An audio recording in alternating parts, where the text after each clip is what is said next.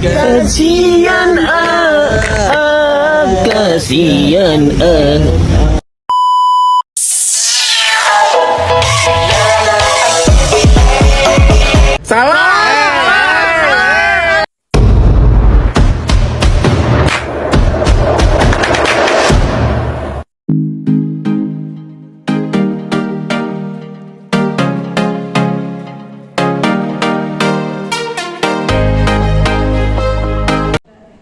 Assalamualaikum warahmatullahi wabarakatuh. Kami dari kelas 7D kelompok 5 bab 6 tentang kepribadian dan perjuangan tokoh-tokoh Muhammadiyah. Sebelumnya izinkan kami untuk memperkenalkan diri terlebih dahulu. Perkenalkan, nama saya Ratna Nalira. Perkenalkan, nama saya Feda Dini. Perkenalkan, nama saya Rasul Fadlia. Perkenalkan, nama saya Rasul Salamawi. Selamat menyaksikan. Bab 6. Kepribadian dan perjuangan tokoh-tokoh Muhammadiyah. Sekarang ini, Muhammadiyah sudah memasuki usianya ke-115 tahun, titik di usia yang lebih tua daripada bangsa dan negara ini. Tentu sudah banyak jalan dakwah yang dilewati Muhammadiyah. Muhammadiyah juga telah banyak melahirkan putra-putri terbaiknya. Semua itu tidak terlepas dari orang-orang yang ikhlas berjuang di Muhammadiyah. Salah satu cara terbaik untuk mengetahui keikhlasan perjuangan mereka adalah mempelajari biografi mereka sehingga kita dapat memetik hikmah darinya untuk diteladani bersama. A. Kyai Haji Ahmad Dahlan. Untuk mengetahui hal ini perlu dilengkapi dengan melihat kegiatan dakwah yang beliau lakukan. Kita dapat mengetahui kegiatan dakwah beliau baik di lingkungan persyarikatan maupun di tengah masyarakat pada umumnya. Usaha yang dilakukan Kyai Haji Ahmad Dahlan adalah monumen pemikiran dan amal usaha untuk menciptakan tata kehidupan serta pembaharuan Islam. Usaha ini dilakukan semata-mata untuk memajukan Muhammadiyah, umat muslim, dan bangsanya. Figur Kyai Haji Ahmad Dahlan diakui oleh kawan-kawannya dari golongan lain seorang tokoh masyarakat yang sering berdialog dengan memberi kesaksian. Kyai Haji Ahmad Dahlan orangnya jujur dan soleh, hidupnya sederhana dan tidak sombong. Begitu pula tidak suka mencela. Beliau memang menjadi daya tarik tersendiri. Daftar sejumlah karya perjuangan Kyai Haji Ahmad Dahlan. 1. Meluruskan arah kiblat, salat Id hari raya di tanah lapang, menjauhkan praktik beragama dari syirik tahayul, bid'ah dan khurafat. 2. Membina umat Islam melalui pengajian-pengajian baik untuk para remaja, pemuda, dan ibu-ibu serta bapak-bapak di dalam maupun di luar Yogyakarta. 3. Mempelopori pendirian sekolah atau madrasah modern yang menggunakan meja, bangku, dan papan tulis serta mengajar agama dan pengetahuan umum secara terpandu. 4. Mempelopori berdirinya lembaga-lembaga kesehatan, sosial, dan kesejahteraan seperti PKU dan panti asuhan.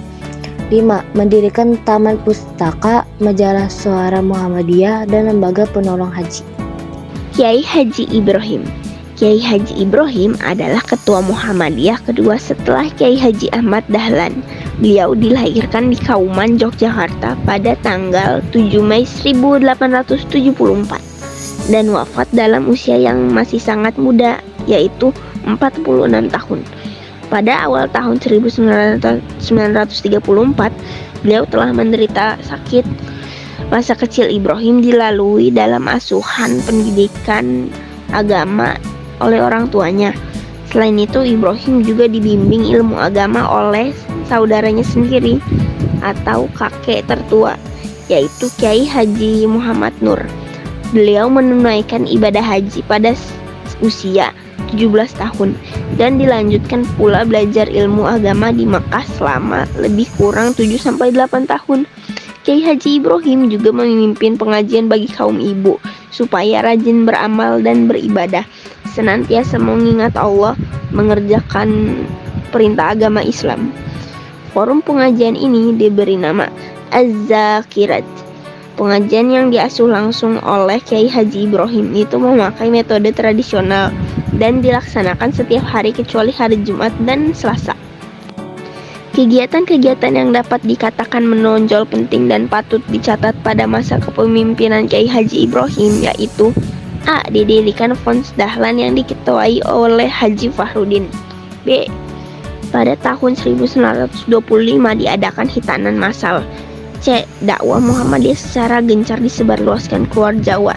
D. Pada tahun 1929 Muhammadiyah mendirikan Ujgis Farmai. yaitu Badan Usaha Penerbitan Buku-buku Pelajaran bagi Sekolah atau Madrasah Muhammadiyah. Dalam Kongres Muhammadiyah ke-21 di Makassar pada tahun 1932 diputuskan agar Muhammadiyah menerbitkan surat kabar atau Dekblad. Selama periode kepemimpinan Kiai Haji Ibrahim selalu terpilih kembali sebagai ketua dalam 10 kali Kongres Muhammadiyah. Dalam kepemimpinan beliau lebih banyak memberikan kebebasan gerak bagi angkatan muda. Beliau juga berhasil membimbing gerakan Aisyah. Beliau juga berhasil meningkatkan kualitas takmirul masjid. C. Haji Fahrudin. Haji Fahrudin adalah salah seorang murid Kiai Haji Ahmad Dahlan, pria yang dilahirkan di Yogyakarta pada tahun 1890 dengan nama Muhammad Jazuli. Beliau adalah tokoh Muhammadiyah dan pejuang pergerakan kemerdekaan Indonesia. Pendidikan agama Haji Fahrudin diperoleh di pangkuan ayahnya. Semua pengetahuan agama yang dimilikinya telah menuntunnya sebagai pejuang Islam yang tangguh. Beliau tergolong tokoh yang memiliki watak tegas, berkemauan kuat, dan berjiwa mandiri. Peran beliau sangat sentral dan penting di Muhammadiyah. Selain peduli dengan pendidikan, beliau juga dikenal sebagai singa podium atau orang yang ahli pidato. Di antara hasil pikiran Haji Fahrudin yang dipublikasikan berjudul Pan-Islamisme, Kepentingan Pengajaran Agama, dan Kawan Lawan Kawan. Beliau juga pernah menjadi pimpinan redaksi majalah Medan Muslimin dan Suara Muhammadiyah. Pada tahun 1921, Haji Fahrudin pernah diutus ke Makkah untuk meneliti nasib para jamaah haji dari Indonesia. Kesibukan Haji Fahrudin dalam mengurus Muhammadiyah membuatnya kurang memperhatikan kesehatan. Menjelang Kongres Muhammadiyah di Solo pada tahun 1929, beliau jatuh sakit, dan pada tanggal 28 Februari 1929, beliau wafat dan dimakamkan di Pakuncen, Yogyakarta. Kiai Haji Hisham adalah ketua Muhammadiyah ketiga setelah Kiai Haji Ibrahim. Beliau dipilih dan dikukuhkan sebagai ketua Muhammadiyah dalam Kongres Muhammadiyah ke-23 di Yogyakarta tahun 1934. Beliau adalah murid langsung dari Kiai Haji Ahmad Dahlan.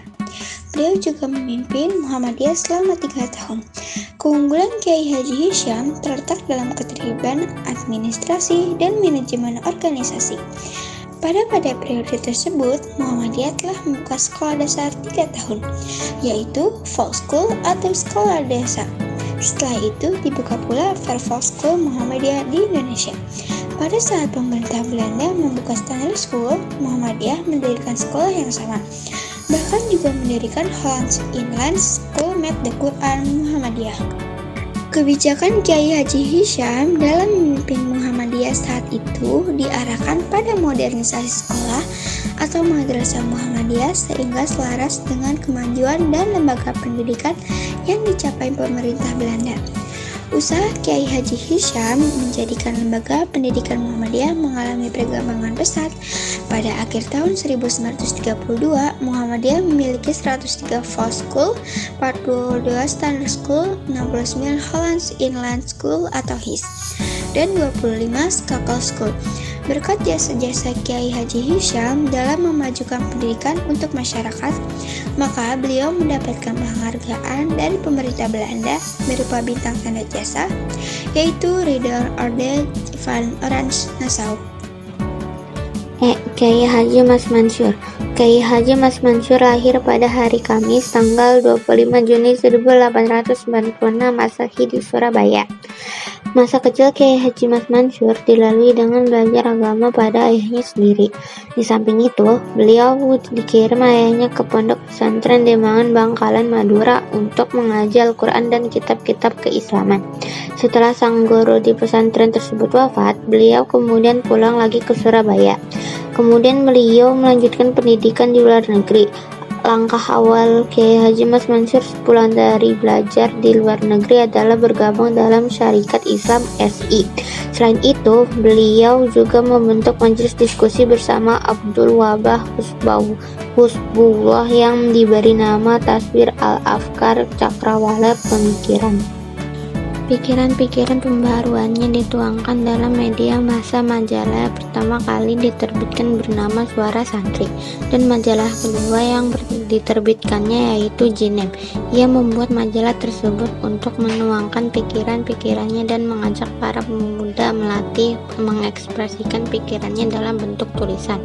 Karir beliau di Muhammadiyah selalu dilalui dengan mantap. Hal ini terlihat dari jenjang struktur yang dilewatinya setelah pejabat sebagai Ketua Cabang Muhammadiyah Surabaya. Beliau kemudian menjadi Konsul Muhammadiyah wilayah Jawa Timur. Puncaknya yaitu ketika beliau menjadi Ketua Pengurus Besar Pemimpin Pusat Muhammadiyah pada tahun 1937 sampai 1943. Kepemimpinannya ditandai dengan kebijakan baru yang disebut Langkah Muhammadiyah 1938 sampai dengan 1949.